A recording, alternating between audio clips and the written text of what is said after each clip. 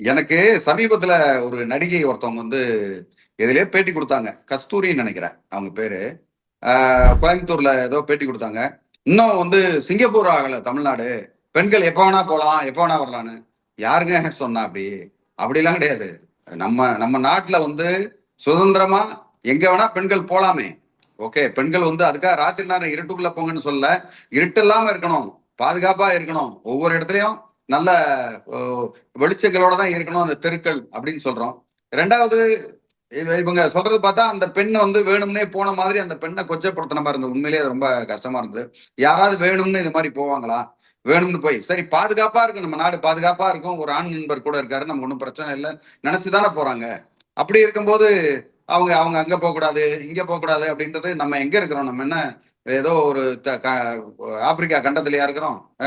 எங்கேயோ ஒரு இடத்துல ஒரு நாட்டுல இருக்கிற மாதிரி பேசினாங்க அவங்க. அது கொஞ்சம் கஷ்டமா இருந்தது. அது என்னமோ பிராக்டிக்கலா பேசுறோம், திடீர்னு புதுமை பண்ணு மாதிரி பேசுறாங்க. திடீர்னு ஒரு பழங்காலத்து அவங்க ஒரு 2000 வருஷம் பின்னாடி போயிடுறாங்க. அதனால இவங்களால புரிஞ்சுக்கவும் முடியல.